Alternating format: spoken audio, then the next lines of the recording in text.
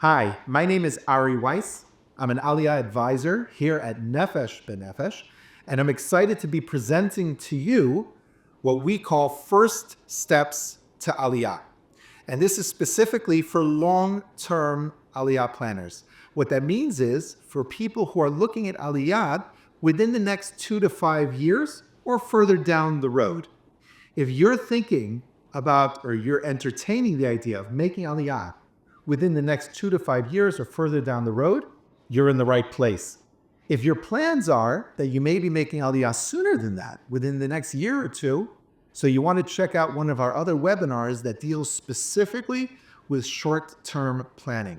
We're going to be addressing more those who are looking to make Aliyah in the long term.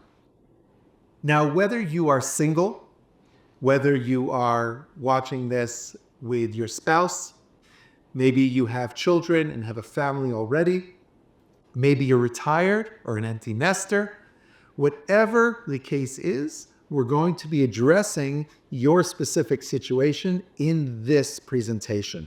We're going to be talking about what to focus on and what can be focused on at this point in your Aliyah process. Just in way of introduction, as I mentioned, my name is Ari Weiss. I'm an Aliyah advisor, and I've been working at Nefesh for over 10 years. My wife and I made Aliyah just over 11 years ago with our 5 children, and it's been a privilege and a pleasure to be able to assist Olim through Nefesh, as I mentioned, for the last 10 years. But the information you're going to see here is not coming from me.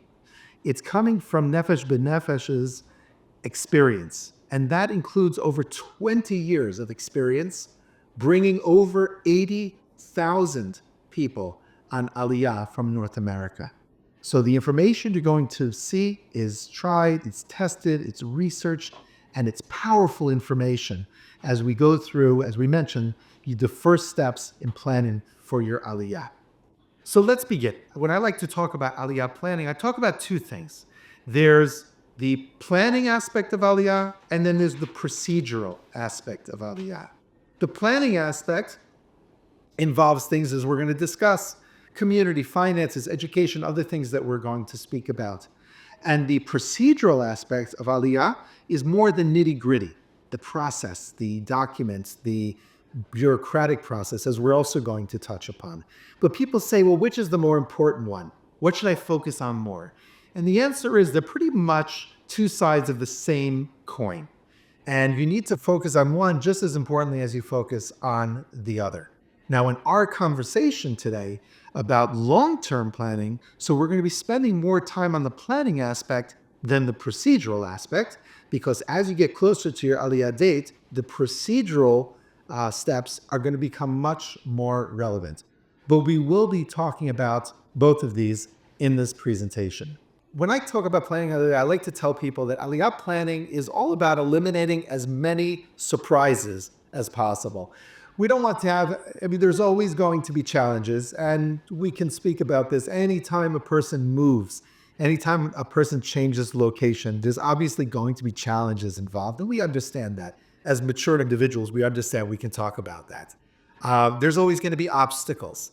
I don't believe, though, that any of those obstacles are insurmountable. And I apologize for the double negative, but I think it brings the point across that none of those obstacles are insurmountable. It's just a matter of planning, of researching, so that when we hit those obstacles, we'll be able to know about it, to anticipate it, to appreciate it, and God willing, to overcome it. It's important when we talk about Aliyah planning that you want to keep the right mindset. Because while we're discussing, we're saying, oh, there might be all these challenges and all these things happening because you're moving to a new country, which is real. But we want to look at it. You're at a point now, as we said, that you're looking long term. So now is a point in your research that you can examine options and you can examine possibilities, and we can address questions and concerns that you may have. And that means you are coming from a position of power. You're coming from a position of options. And I encourage you to embrace whatever questions, whatever obstacles, whatever fears you may have, so that we can address them and hopefully be able to present a plan to help you move forward with your Aliyah. So we listed here, as far as Aliyah planning, things like community of employment. We're going to go through each of these individually. Education and Army. Now, education and Army will handle separately. Is just that for the most part, those are relevant to younger Olim, as we'll discuss. Of course, we'll talk about healthcare, and then we're going to discuss finances as well. People say, isn't that the same thing as employment? Not necessarily, as we're going to talk about. So let's jump right into it. Let's talk about community. Have you thought about where you would like to live in Israel? Maybe some of you, whoever's watching this, maybe you already have an apartment in Israel. Maybe you already have a home in Israel. Maybe you visited Israel already a number of times and you already have your heart set on certain locations. Maybe you've never been to Israel before, or you've only come a few times and you're learning. So what would you be looking for? What would you want in a community? Now, what's amazing in Israel is a small country, but there's a huge diversity with regards to community choice. And you really are at a position now, if you're looking at communities, that you can research from a standpoint of what would you like in your community? What's important to you? Now, choosing community, I like to tell people, it's kind of like a three-legged stool, because there are a number of factors that we'll be discussing that come into play. So, for example, there's going to be, the first thing, of course, is going to be affordability, and is going to be the financial aspect of where you're going to be living. Is going to be where you're going to be working, of course, because you want to be close to employment if you're working. And also these things that we're mentioning as far as schools, etc. And all of these things need to be researched on their own. So people say to me, well, how do I choose a community then? Well, we're going to go through some of those resources. We'll be able to address how to do it in just a moment. But understand that in the beginning, it may be about choosing and looking at communities from a standpoint of one perspective of what are you looking for, then looking also from the standpoint of where you're going to be working, how you'll be supporting yourself, and then from a standpoint of schools for your children, if that's relevant. And little by little, you're going to see a few communities that are going to come clearer, and you're going to say, those look like good choices for you. Let's talk about each one of these specifically. So first of all, affordability. You want to look at communities and say, well, is this going to be something that falls within my price range? Now, how do you do such a thing? Well, we like to tell people that you're going to find that in the center of the country, generally the communities are going to be more pricier, whereas in the periphery of the country, it's going to be more affordable. That's not always the case, especially because you have another factor to consider, and that is whether you're going to be living in the big city or whether you're going to be living in the suburbs. And just like in North America, prices and the cost of living in the big city generally is higher than if you're in the suburbs. So that's something to be taken into account as well. If you're looking to live in the center of the country and going to big cities, you'd be thinking maybe about Jerusalem or Tel Aviv or maybe Rishon LeZion or one of the other large cities in the center. And if you're thinking about the periphery, there are large cities there as well, like Haifa in the north, Beersheba in the south. And you'll find that even though you'd be looking in the periphery, the prices still might be higher than you would find in the suburbs, in the smaller communities. But that's something, again, to be taken into account as far as the affordability. Another thing, as we mentioned in passing, is proximity to employment. What are you planning on doing? We're going to talk about employment soon. But does your employment require you to be close to a specific location? Do you have to be next to a tech center? Or do you have to be next to a sales center like Tel Aviv or to a big city like Jerusalem? Is that what's going to be required? Are you going to be looking to work in a sector that requires contact with more English speakers, Anglos, and will that affect the type of community you're going to be looking into?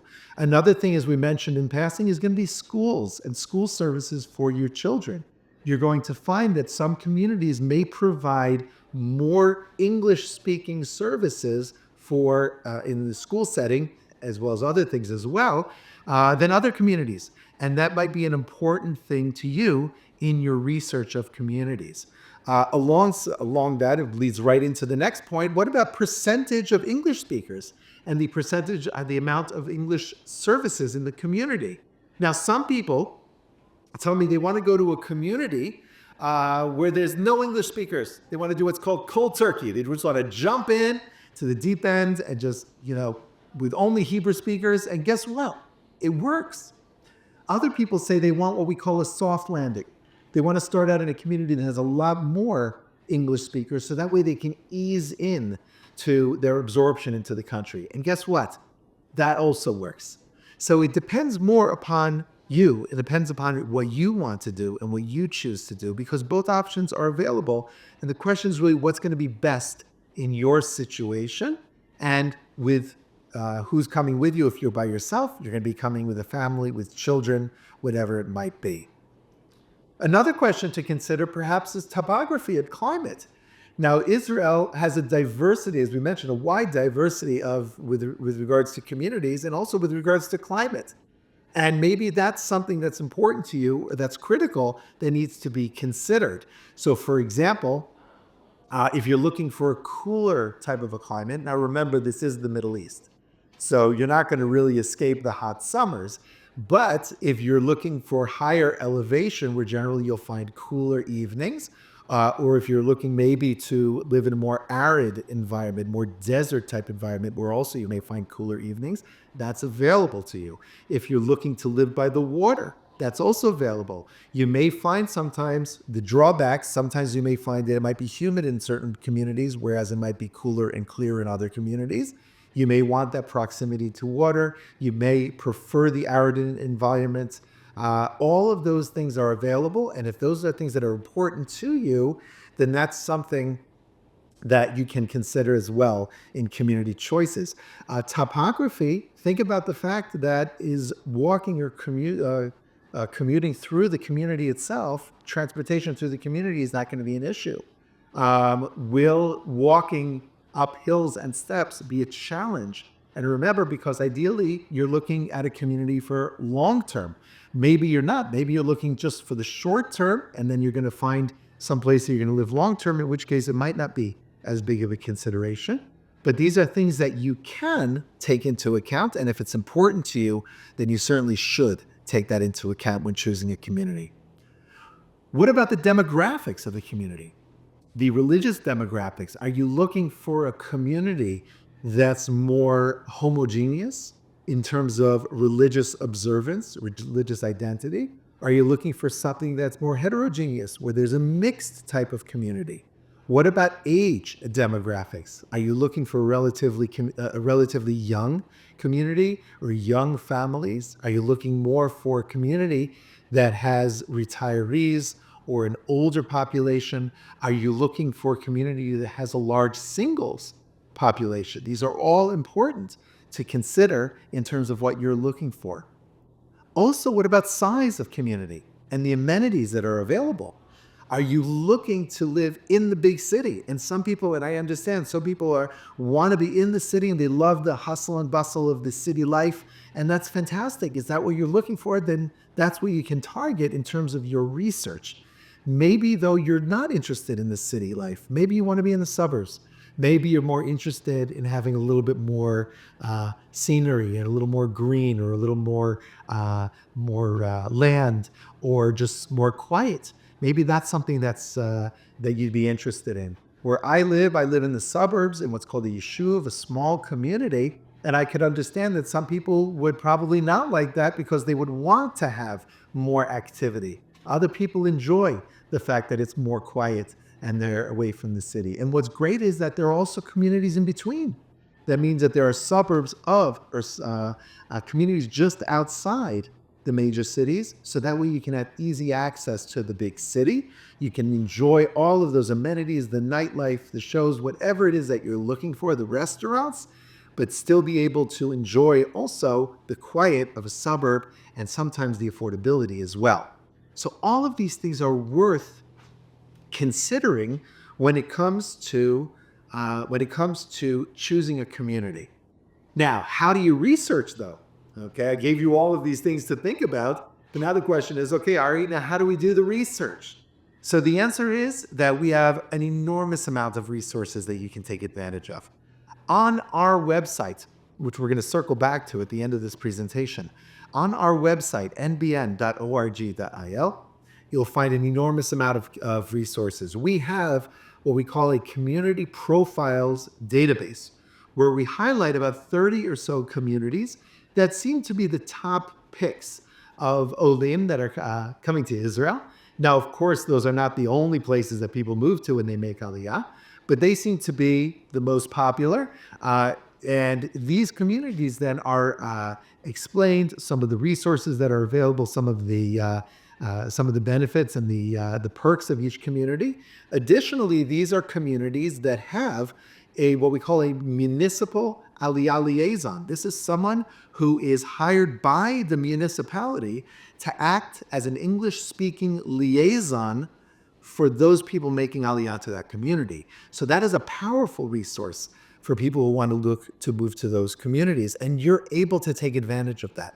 We also have a list of community contacts, and these are contacts, volunteers from over 150 different communities throughout Israel that are there, that are volunteers, that are willing to answer your questions if you have questions about specific communities from the inside, that they'll be able to tell you all of the positive that you can consider if you're thinking about moving to their community. We also have on our YouTube page, you can visit and see we have various webinars where we highlight specific communities. So you can find out, and through video and through interviews, you can find out specific information. If there's a community that you're interested in that sparks your fancy, then you can look and see if we have a webinar about that community, and you can gain an enormous amount of information.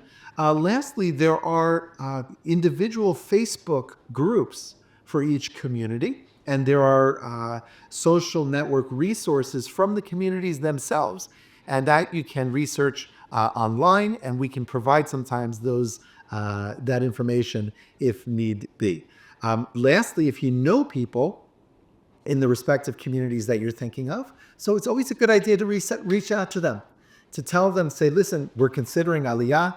I'm thinking about moving to your community. I'd like to have more information. If you know somebody there, that's usually the best resource. You can get firsthand information from somebody you know and you trust about, and be able to get your questions answered. So let's move on to the next thing. Let's talk about employment. Now, employment is, of course, a major area of research when someone makes Aliyah. And to be fair, when we're talking about long-term planning, we're going to be talking in general terms when we speak about employment, because it's a little too early to be researching actual jobs at this point, because you're not looking to make Aliyah until at least 2 to 5 years down the road. So speaking to employers and actually trying to land a job, it's a little bit too soon. But what can you do? What can we look at right now in terms of getting a sense of the employment market and what's available, what jobs are like in Israel? So number one, think about, when you're talking about employment in Israel, think about, instead of just what do you do, think about what can you do. You see, I found my own experience is that in North America, people very often are thinking about what their title is. I'm an accountant, I am a writer, I'm this, I'm that. But in Israel, it's not just about what your degree or what your profession is, it's also about what your skill set is. And think a little bit broader in terms of what are you able to do, because that allows you leeway and leverage in terms of looking for employment in Israel. Think in that terms, and think you have a little bit of flexibility in terms of what it is that you are looking to do. You want to be able to research the Israeli job market. And by the way, don't worry, I'm going to be giving you tools for this as well. But you want to be able to research the Israeli job market to get a good idea and get realistic expectations of what you're going to find from an employment perspective here in Israel. And you want to be able, as best as you can, to start developing contacts and start developing networks within your employment area. This way you'll be able to get good information, and as we're going to talk about, it'll help you as you get closer to your Aliyah date. Now, what's great is that Nefesh B'Nefesh has an entire employment department. We have an email address, which you can see on the screen, that you can reach out to, and we have enormous amount of resources available on our website as well. So for example, we host a job board. Now, remember, it's a little too soon at this point to actually contact employers, but you can look at the job board, and you can keep looking at the job board, again, to get an idea, get a realistic approach, a realistic outlook on what type of jobs are available in Israel. If you see a lot of job offers in your field, then that's a good sign, because then that gives you an idea that there's a lot that may be available to you when you make Aliyah.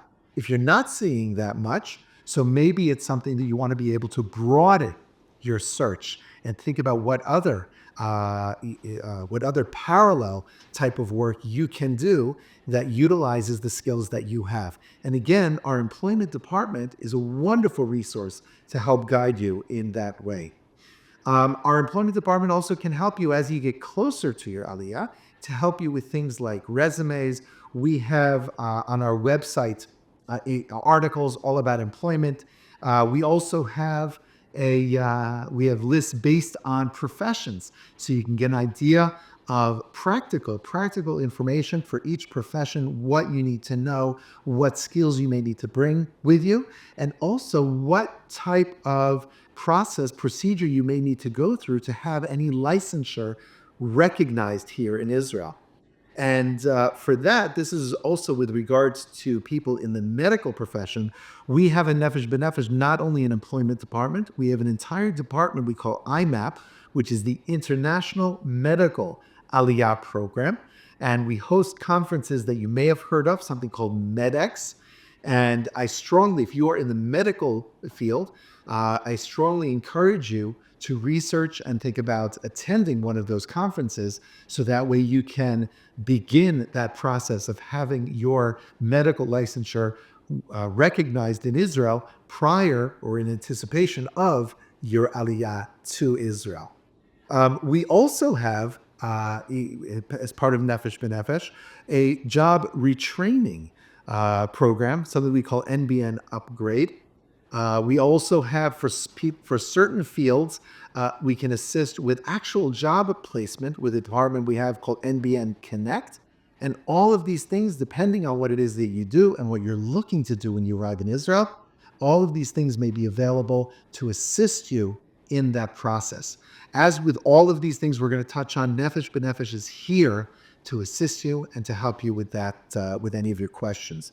Just to jump back quickly with regards to researching the market and developing contacts, that's something you want to be able to do. Reach out to people. You can reach out on LinkedIn and on other social networks. Let people know you're planning on coming to Israel and that they should keep their eyes open for job opportunities, and search out people who are in similar employment positions as you are, similar jobs, so that way you can pick their brain, and that way you can use them as a resource, and God willing, follow through once you make Aliyah to help you with that job search when the time comes. Let's talk about education. Now, education is on two sides. A lot of times people, if you're younger and thinking about pursuing higher education in Israel, that is an area of research. That's not really something that I'm going to be touching on here, but we do have higher education specialists at Nefesh B'Nefesh, as well as lots of resources on our webpage to research education, higher education, as well as Aliyah benefits in that regard. I'm going to speak more to those who are making Aliyah with younger children, whether it's in preschool, elementary school, or high school. And for those, it's an important aspect of research which you can already start and already plan for 2 to 5 years down the road. Where are your children going to be in their educational process when you're planning on making Aliyah? And what research can you do already to help ease that transition? So you want to be able to understand to some extent the Israeli education system. Now, we have webinars and we have lots of resources about this on our website. You can research as well on our YouTube channel. But just to touch upon it briefly, there is in Israel an equivalent of the public school system. just like they have in North America, that every young individual has a right to education. In Israel, there's the same thing, that everyone has available to him or her the public school education. Now in Israel, though, there are different tracks of public school education. There's the basic, which is called mamlachti, but then there's also a religious track, which is called mamlachti dati. And beyond that, there is what's called Torani, Mamlachti Dati Torani, which provides more in-depth religious studies, including usually textual type of studies. And then beyond that, just like in North America, there are private schools that one may look into as well.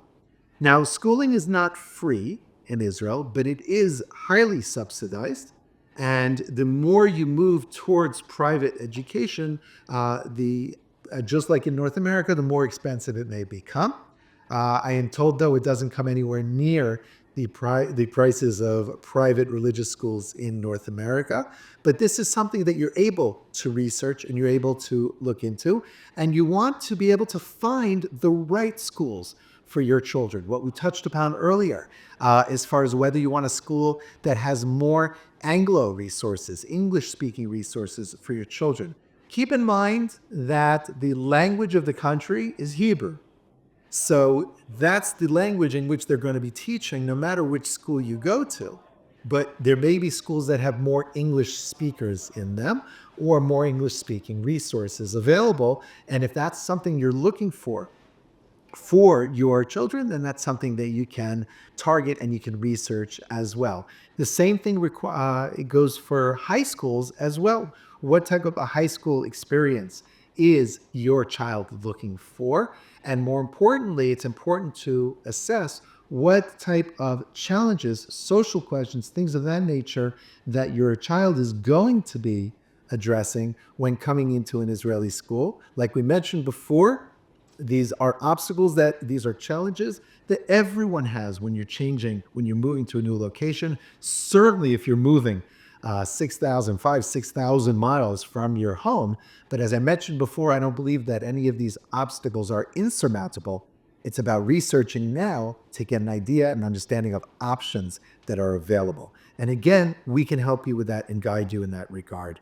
We have articles also as far as how to register for schools, and these are things that you want to be able to research, and you can research ahead of time so you can get that knowledge, and when the time comes, you'll be able to hit the ground running. You'll already know the timelines for schools of when to register, how to register, and hopefully you'll already have an idea by the time you're ready to move forward. You'll already have an idea of which schools you're targeting. Also important to know the benefits that are available to your children when they make Aliyah. The Ministry of Education, Misrad HaChinuch, affords to every OLED, to every new immigrant, hours of individualized instruction during the school day. It's a number of hours per week, depending on the school. It may be individualized, or it may be together with a few other students who are also Olim Chadashim, new immigrants. But it's good to know those benefits. Most importantly, if there are specific learning challenges, if there are any modifications, accommodations, or services that your children or child are receiving now in school, it's important to research to know how to be able to receive those services in Israel, to research to make sure that they're available for your child and to make sure that he or she qualifies for them. Just like in North America, Israel has magnificent services available for children through their schools and otherwise through government benefits as well, government services. But just like in North America, there's a process in order to be able to be eligible. And we can help guide you in that regard. And in addition, again, how do I research all of this? I'm giving all of these ideas. In addition, then, there's wonderful services that are available and resources available through our website. We have a schools database on our website. The municipal liaisons that I mentioned before, in the individual communities are wonderful resources in this regard as well, especially as you get closer to things like registering for schools. They'll be able to assist. In some communities, they may be able to guide you as well with regards to the process of receiving any special services that are needed. There are also private and educational consultants. These are people who do not work for Nefesh B'Nefesh, but they are private individuals who work on their own. And we have articles on our website to find information if that's something you feel you need. One of the most powerful resources are, like I mentioned before, is people you know in the community. If you know people in the community in which you're looking to live, you can ask them about the schools and find out, research those schools directly, get that information from people who've sent to those schools, and you'll be able to get the information that you're looking for. We have at Nefesh B'Nefesh community specialists and educational specialists, and start with the information that you have and our webinars that are available on our YouTube channel. And with any questions, reach out to us so we can guide you further in that research. Let's move on to Army service. Now, I'm only going to touch on this again because this is an enormous topic, and we have webinars and resources to guide you in this process. Understand, though, and it's very important to be aware, if you're not aware, that there is a requirement to serve in the Army for those who are of age. So those of you who are coming with children who are below the age who are going to be arriving in the area and the age of Army service, it's important to know that there is a draft requirement. Depending on your age when you're coming to Israel, it's important to appreciate that there may be a draft requirement. And as such, you want to research this ahead and research Army options and programs that are available. Now, if serving in the Army for you is an issue, this is something you want to be able to address prior to making Aliyah. This is, like I mentioned before, we want to eliminate as many surprises as possible. But there's also wonderful options available in terms of different programs that assist with joining the Army and with that process of going through the Army. And we have information on our website about that as well. For religious women who do not want to serve for religious reasons, there is an option of getting an exemption from the Army. And once she is exempt, she does not have to serve at all. Many women look then to do volunteer service, what they call Shirut Leumi, national service. I call it volunteer service, but there is also a stipend that's given just as there is to soldiers. So that's something that, if that's something of interest, then it can be researched already. Nefesh B'Nefesh has an entire department that assists lone benot shirut, those women who are doing national service. It's called ORI, and it's something that you can reach out to as well and find information on our website. If you are in the medical field, if you are a physician, doctor, and also if you're a dentist, it's important as well to research the service requirements, because there is an age exemption. At a certain age, someone who riding into Israel will already be beyond the age of the draft. For physicians, for doctors and dentists, that age is different. There's a later age, and that's something, again, if it's relevant, it can be researched, and we're here to assist if you have any questions in that regard. We have an entire department at Nefesh B'Nefesh providing services and information for those who are in the Army and joining the Army. You can see the email address, lspen@nbn.org.il. That is our Lone Soldier program. Now, if you are coming on your own without your family and planning on serving, then you are eligible and you should reach out to the Lone Soldier Department and find out about all of the incredible services that are available to you, all of the support and the help that is at your fingertips. It's there from Nefesh B'Nefesh.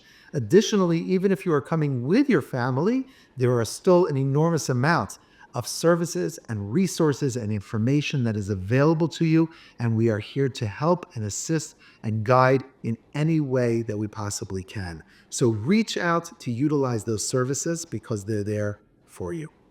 Let's move on to healthcare. Healthcare is an important, very important area of research. And for most people, it's something that we don't think about. But it's something, again, even though we're projecting long term, it's something to be aware of. And it's something to, again, to eliminate any surprises. It's important to understand a little bit about how the Israeli healthcare system works. I'm not going to go into detail because we have a webinar that does go into detail and explains the entire Israeli healthcare system. But suffice as to say, for those from the United States, you'll recognize what they call an HMO. Israeli healthcare system is a government-run system, and it functions very much like the American HMO system in that everyone is part of the system. Everyone by law has to be enrolled in the system, and everyone gets the exact same basic healthcare coverage from the government. Everyone pays for it. The government decides exactly what's included in that coverage. But the way you collect on it is that there are these 4 companies. They're called in Hebrew Kupot Chalim. And each company is basically, like I said, an HMO. Each company has its own network of doctors and clinics. And before you make Aliyah, again, we have time, but you'll be choosing one of those companies to be your health network through which you're going to get the health care that you're paying the government for. Each company also offers higher tiers of coverage, supplemental coverage, and that you pay the companies directly for. In addition to that, there's also private healthcare available in Israel, which just like in North America, it costs more, but you get much more flexibility and perhaps better services as well. Here's why I'm bringing it up now. It's because if there are any medical services, ongoing medications, treatments, anything of that nature that anyone in the family, yourself, your spouse, children are receiving now, it is vital that you research to make sure that they are available for you in Israel and that they're covered. This is one of those areas where we don't want to have any surprises. Now, there are resources to help you in this regard, to research the Israeli healthcare system. We have, as I mentioned, we have webinars in this regard. There are medical contacts, if need be, to which you can reach out in Israel to ask and do research with regards to physicians' employment, physicians and treatments and medications. There are sites available online to research medications in Israel, as well as the government healthcare system. All of these things are available, and I encourage you to reach out with any questions. Also, it's important to come to Israel with an understanding that there are cultural adaptations. There's going to be differences. They're neither good nor bad. It's just different. And as such, it's the same thing in Israel, that there may be a difference from what you're used to in terms of healthcare services.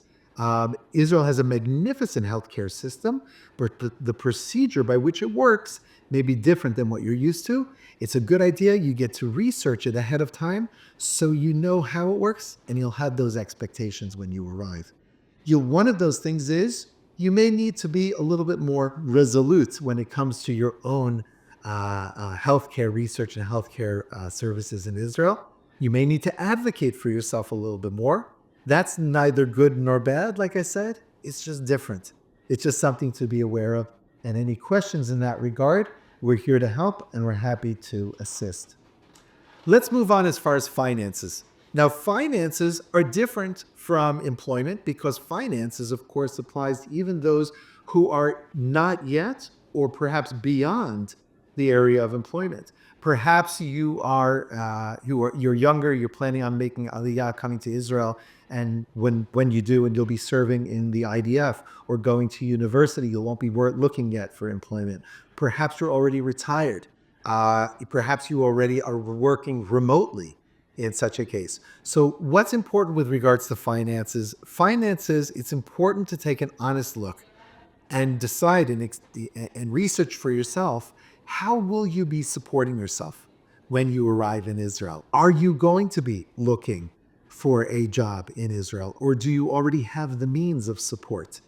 And you need to develop for yourself a budget and understand the cost of living in Israel. We'll talk about that in a second of how to research that. But it's important to take an honest look. If you have finances already, if you have income already, take an honest look at what you have and what you'll have when you come to Israel. If you're working on, if you have income coming in from retirement or investments, or if you have real estate or any type of income, residual income that's going to be coming in after you make Aliyah, it's going to be coming from abroad. It's important to research to make sure that all of those will be available to you in Israel, that you'll be able to have a way to access the income from within Israel, and also that you'll need to research from a tax perspective. Again, you don't want to have any surprises in that regard, and you want to be able to research with tax professionals in that aspect. Are you looking to work, like we mentioned before? You want to be able to research employment opportunities and get a good understanding of what type of income you'll be able to earn working from within Israel. The income that you're making in the United States or in Canada may not, and most probably will not be the same income that you'll be earning in Israel, because there are different pay scales depending on what the profession is. And these are things that are important to research, again, so that you come with realistic expectations and that there won't be any surprises in that regard. It's important to keep in mind lifestyle changes when you come to Israel. And again, this is neither good nor bad. It's just different. What do I mean by lifestyle changes? For example, houses and apartments in Israel generally are smaller than houses and apartments in North America. Again, that's neither good nor bad. It's just different. And it's important to understand that, to come with that realization and that understanding. If you're looking for a larger apartment or larger home than what is normal in Israel, understand that it might cost more than the regular, I guess, sized apartments. Understand, of course, that apartments and housing they're built differently in Israel than they are in North America. In general, apartments in Israel do not have closets, or at least built-in closets. What they generally have are closet systems, closet units that are installed into the rooms. That this may or may not be an important thing, but sometimes it's important to keep in mind as far as expectations are concerned. Being that apartments are smaller generally, it means that your furniture might not fit into an Israeli apartment. And those are things that are important to keep in mind. Why does it relate it to finances? Because the question will come up, do you want to bring all of your belongings with you to Israel? Or would it be better to restock and to refurnish an apartment from within Israel? Which is going to be the better idea? And these are things that you may want to take into account when we talk about finances in that first year in Israel. All of these things are important to understand. We talk about lifestyle changes, just understanding the fact that Israel is a different country. We always encourage, I digress for a moment, we always encourage people come to Israel on what we call a pilot trip. If you've been researching communities, for example, and you're thinking you may have an idea of which communities you may want to look at, take a trip to Israel and research those communities. Come see it firsthand. And even though you've been to Israel in the past, why is it important? Because maybe you've come to Israel as a tourist and you've seen a different side of the country rather than being here and looking at apartments and looking at it from a standpoint of living here. Because even though it's an advanced country and Israel is a first world country, but Israel is a westernized country, but it's a different country. And there's a different cadence at which the country operates. And it's, as I said, it's neither good nor bad. It's just different. And it's important to come with that understanding, that realization. Let's go back to finances, though. So what about benefits? There are benefits that you will receive, which we're going to circle back to in just a moment. We talk about Aliyah Planning. But there are benefits that are there to assist you as well in that absorption into the country. So for example, if you're looking at jobs, if you're looking at finding employment in Israel, but you know that statistically people don't come to Israel with a job, you usually land, and then within the first few months, you'll find your first job. So very often people will say, well, what am I going to do then? How am I going to support myself for the first few months? Well, one of those benefits, for example, is something called Sal Klita, money from the government, which we'll circle back to. And it's money, flat out, money from the government for the first 6 months or so. It's not enough to live on. It's not meant to be, but it's there to help because they know that the beginning is going to be difficult and as you're absorbing into the country, and it's there to assist. And you can take that, you can already research that, as we have already articles that will outline exactly what you can expect, and you can put that into your budget to get a good idea. So as far as finances are concerned, you can figure out, look at your earning power based on whether if you already have income coming in, and taking an honest look at what you're going to have when you come to Israel. Look at your assets. If you own an apartment, or if you own a home now and you're planning on selling it, if you're going to be renting it out and have that as income, take an honest look at what you're going to be able to have for you when you make Aliyah down the road.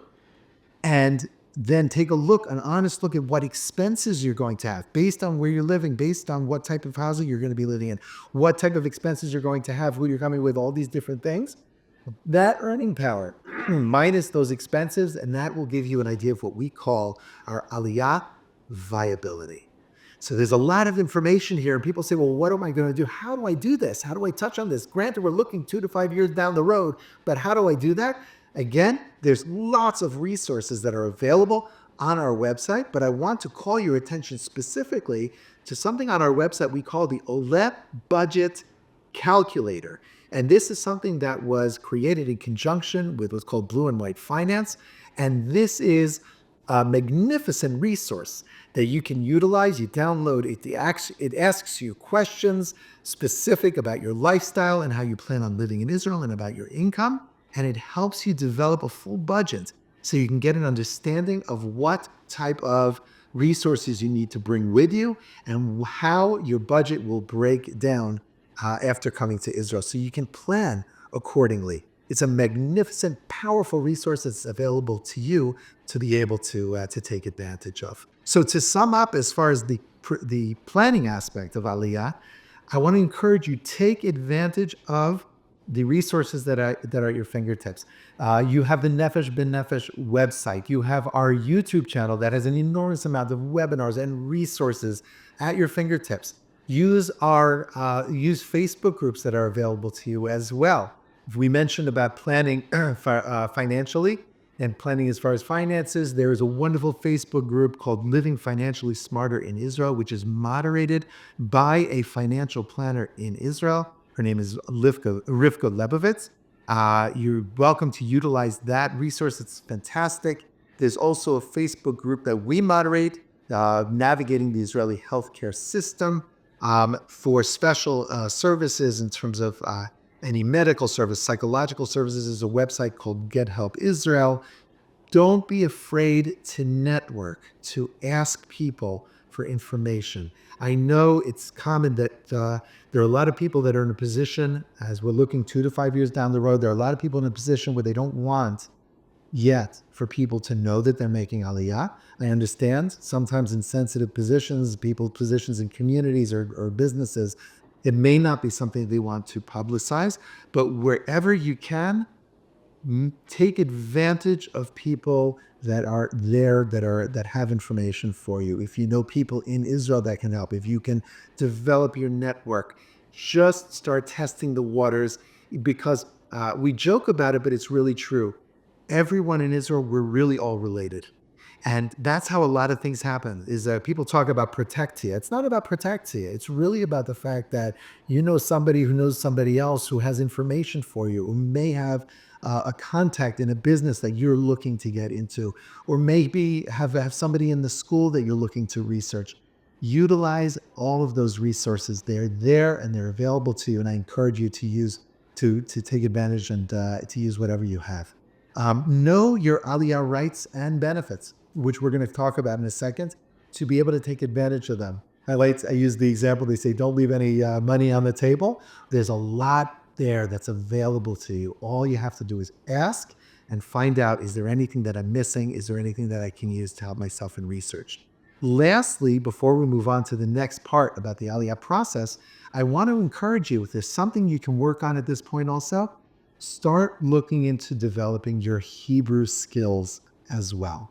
There's wonderful resources we have on our website. You can look in your community as far as taking advantage. If there's anybody that you know that's Israeli or that speaks Hebrew well, that you can speak to and maybe just spend some time talking just in Hebrew. Develop your Hebrew language, because that, no matter what it is you're looking to do in Israel, when you make Aliyah, it will always help. We have a program that you can find information on our website called Hebrew Connect, which is a pre-Aliyah, what's called Ulpan, a Hebrew language resource, a Hebrew language class that you can take online. It costs money, but it is subsidized. And I'll encourage you to reach out and to look into that as well. Take advantage of the time now, prior, the 2 to 5 years or more that you have prior to making Aliyah, to work on those Hebrew skills. So by the time you come to Israel, you'll be at a much higher level of Hebrew proficiency. So we spent a lot of time talking about the planning aspect. Let's jump now to the procedural side. Now, like we mentioned, a lot of this stuff is going to become more relevant as we get closer to your Aliyah date, but there is still some things that you can focus on at this point. The process of Aliyah. People say, well, what is it when we get closer? What's going to be? The first thing is going to be to submit an application to Nefesh B'Nefesh online. Let me tell you, don't do that yet. Once you're within a year, once you're within 12 months of your Aliyah date, maybe 18 months of your Aliyah date in some cases, then you can fill out an application for Aliyah. Until then, all of our resources are available to you. But filling out and submitting an application is a little preemptive at this point. Once there's a chance that you'd be making Aliyah within 12 months, go online, go onto our website. You'll see there's a button there that says apply. Fill out an Aliyah application. You'll be signed an Aliyah advisor who'll be able to walk you through the process and assist you at every step of the way. So the first step will be, when the time comes to fill out an application for Aliyah, then you're going to have documents that you're going to need to, there are forms to complete, documents to collect, which we'll talk about. You're going to be uploading them through your online application portal. Then you're going to be having an interview with what's called the Jewish Agency for Israel, which is the Israeli government agency that oversees Aliyah from abroad. Anyone and everyone making Aliyah from outside of Israel works through the Jewish Agency.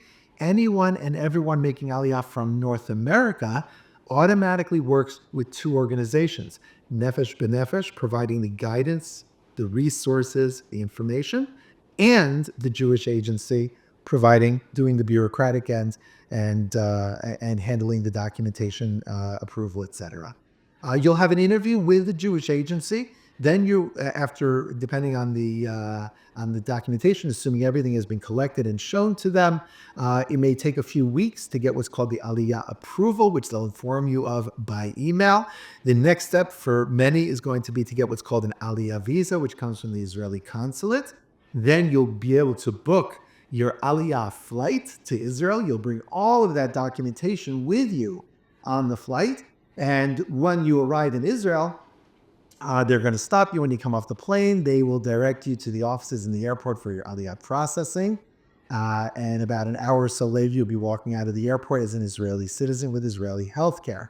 Now, as we're going to discuss, that process, as well as the documentation, may be affected by a number of different things. The basic Aliyah documentation that you'll need to collect, and some of those things you can already start on, because many of these things don't expire.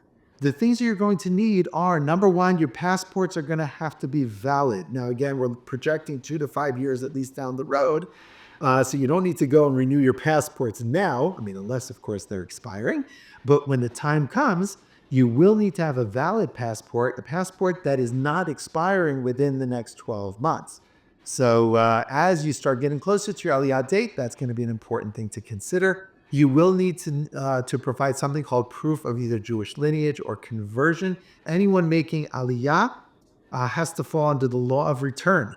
And the law of return states that a person needs to be Jewish either through lineage or through conversion or through marriage in order to be eligible for Aliyah. People sometimes tell me, they say, oh, why do I have to provide a letter? Or why do I have to provide proof that I'm Jewish? Of course I'm Jewish, and how dare somebody question it? And I always tell people, remember that this proof of Judaism, as we call it, has nothing to do with religiosity. It's all bureaucracy. All of the documentation is all bureaucratic in nature. It's all there simply because by law, there needs to be something that shows that a person falls under the law of return. The specifics that you will need to present will be explained to you by your Aliyah advisor when the time comes as you get closer. But then there are certain documentation, civil documents that you'll need to collect. Things like a birth certificate. If you are married, you'll need a marriage certificate, your civil marriage certificate. If you were religiously married, they're not talking about the ketubah, but the civil marriage certificate is what's required. If somebody was previously married, then you're going to need to provide the previous marriage certificate or certificates as well as whether it be divorce decrees or if it was a death certificate, if it was a late spouse, if the spouse passed away, those documents will be required in order to receive Aliyah approval. There's also a criminal background check, an FBI for if you're from the United States, also an RCMP if you're from Canada. Also, if you spent time in any other country for a year or more, then you may be required to get a criminal background check from that country as well. If you were in a country before the age of 14, then it won't be required. But from 14 and above, if you're in the country for a year or more, they'll probably require it. Don't go getting any background checks now because the background checks are only valid for Aliyah purposes for 6 months. So don't bother getting it now. You'll get it as you get closer to your Aliyah date. But the other documents, the birth certificate, the marriage certificate, any type of prior divorce decrees, death certificates, previous marriage certificates, those do not expire, and you should begin collecting them if you don't have them. Those documents will also require something called an apostille. The dreaded apostille. Everyone talks about what's an apostille. An apostille is an authentication on the document that lets them know in Israel that the document is authentic, that the signature is not forged. It's an international authentication. And the process of getting that document depends on where the document is from. And we're happy to guide you in that as well. We have an article on our website all about apostilles.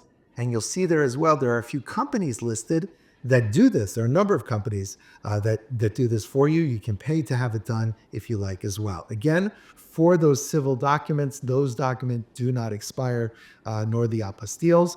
Wait, don't get the criminal background checks yet because those do. There's also something called an affidavit of personal status, which is a form that you fill out, which will also require authentication. Again, that also expires after 6 months, so don't get that one yet. It's too soon. Lastly, there are other things the Jewish agency will be requiring, something called proof of living abroad. The amount will vary that has to be done, and what exactly you can use to prove that, we will be able to guide you.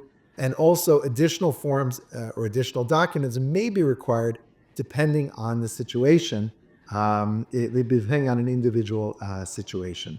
What things could determine the documentation and what things could determine the timeline? So there are different what we call Aliyah statuses for a person's eligibility. And I'm not going to go through this in depth, but it's important to know, and this is also reason to research this already, even 2 to 5 years down the road. There is what we call an Oleh Chadash. This is someone who is making Aliyah, who's gaining Israeli citizenship and has never had any Israeli citizenship in the past. And that person, of course, there's the process as I outlined before in the documentation, and the person gets their Aliyah benefits, as we will talk about in just a second. But there's also something called an Ezrach Oleh. An Ezrach Oleh is someone who was born outside of Israel to an Israeli parent. And since Israeli citizenship passes to first generation, so somebody who is in this category officially is already Israeli and officially should already have an Israeli passport. Now, you may or may not be in that situation, and if you are, you may or may not have an Israeli passport, but that's going to be one of the steps required before you're going to be able to make Aliyah. So that's important to understand, and we'll be able to guide you as well in that. There's also something called a Katin Chazer, who is somebody who is Israeli, either being born in Israel or having made Aliyah early in life and had left Israel with his or her parents before age 14. And in such a case, also that person already has Israeli citizenship and an Israeli passport, but just like the Ezrach Oleh is still eligible for the Aliyah benefits. So it's important to be able to identify as best as possible what status a person would fall in, so that way we can best guide you in terms of documentation and what needs to be done before making Aliyah. In the end, it's the Jewish agency that makes the final determinations in this regard. But again, we can hopefully help you research in that regard and give you good ideas of what to expect. There's also something called a Toshav Chozer. A Toshav Chozer is an Israeli, someone who left Israel already as an adult, and as such, they're not eligible for, they're already Israeli, of course, but they also do not get Aliyah benefits. So it's not someone that Nefesh B'Nefesh would be assisting, would be able to provide services for, even though we can guide perhaps in resources where to go to help in that process. But the reason why this is important is because if someone who is a Toshav Chozer, an Israeli who left Israel as an adult or after the age 14, is married to somebody who is eligible for Aliyah, and now has children who were born outside of Israel, who in fact then are Ezrachim Olim, so then that Toshav Chozer, that Israeli citizen, is now considered part of what's called Mishpachat Olim, part of the whole family. And even that Israeli citizen who normally is not eligible for Aliyah benefits, now would also be eligible for Aliyah benefits, as we're going to see, including the flight to Israel, including some of the other benefits. So it's important to be able to research these statuses. Now, there are other things that may also affect the timeline and the documentation. Someone who was in Israel in the past as a former temporary resident, what's called an A1 visa, that can affect the documentation required, as well as the Aliyah process when you arrive in Israel. And again, we'll be able to guide you in that. We have a wonderful article on the website about that as well. And also anyone from the former Soviet bloc, former Soviet Union, there's documentation that may be, additional documentation that may be required as well. And that can also affect the Aliyah timeline. Let's talk about some of the Aliyah benefits. I like to call the door prizes when you make Aliyah. And these are things given to you by the state of Israel. You're eligible when you make Aliyah. There may be exceptions, but you're eligible generally for the free flight if it is needed. If you're not able to purchase your own flight, you're able to get the free economy class seat from paid for by the Jewish agency. The flight will be booked through Nefesh B'Nefesh. There's also extra luggage benefit as well that comes along with that ticket. You will have free transportation from the airport in Israel to your first destination for you, for everybody who's making Aliyah with you, as well as all of your luggage. You'll also be eligible for the basic Israeli healthcare. Now, of course, everyone who makes Aliyah, once that person has made Aliyah, he or she is eligible for Israeli healthcare once the Aliyah has been completely processed, and that can be affected by one's Aliyah status. But for Olim Chadashim, someone who's newly making Aliyah, the basic healthcare is going to be free for the first 6 months, which is a nice perk. It's a nice benefit. Also, there is what's called Ulpan, which is an intensive, I mentioned Ulpan before, intensive Hebrew language program that's available in Israel when you make Aliyah. You're always able to take Ulpan. Generally, it's an intensive program of 5 days a week, 5 hours a day for 5 months. It's immersive. And like I said, you're always able to take Ulpan, but if you start it within the first 18 months after making Aliyah, the state of Israel will subsidize it. They'll pay for it. Now, this is for specific municipal classes. There are also private Ulpan classes that may or may not be subsidized, but may fit better into your schedule. These are things that can be researched through our website, as well as through our Aliyah advisors providing information. There are also tax breaks that may be available to you. There are income tax breaks that can be researched as far as income from abroad, whether that if you have income coming from abroad, to be able to see whether those will be assessed by Israel, or whether it'll fall under the tax holiday, that they won't bother you for the first number of years. There's also, if you start working, if you're working from within Israel for the first 3.5 years, you'll receive special tax credits towards your income tax. There's also something called Arnona, which is a municipal tax paid anyone who's living, whether you own or you rent. The person who lives in the apartment or the home is the one who pays this municipal Arnona. And some communities give a benefit, a reduction in the Arnona to people who have made Aliyah. I mentioned already income from abroad. There's also customs benefits if you're planning on import and bringing your belongings to Israel. So Olim are eligible for up to 3 shipments. One may bring up to 3 shipments of personal items within the first 3 years, and Israel will waive the import taxes, which is a nice perk. You still have to pay for the shipping, and you have to pay any port fees, but the import taxes, they'll say you don't have to worry about. There are exceptions, and we have wonderful articles on their website that outline those customs benefits. Also, if you plan on bringing a car, if you want to bring a car to Israel, import a car, or if you're going to purchase a car, it's not tax-free, but there are tax breaks available for Olim. And again, we have articles about that on our website. You may be eligible as well for a lower mortgage rate. There is also Sal Klita. That's something that I mentioned in past, and that's money the government's going to be giving you for the first 6 months or so, depending on the size of the family who is making Aliyah and eligible for Aliyah. And again, you can find that information on our website, the exact figures, so you know what to expect. And you can put that into your budget that we mentioned before. There's also rent subsidy that may be available, kicking in at the 8th month. If you're renting, if you have a 12-month lease, again, you can see those numbers available on our website. It's a nice perk. It'll come into your bank account, and it spends as much as whatever you want to do with it. You can put it to whatever it is you like. And there are also higher education subsidies.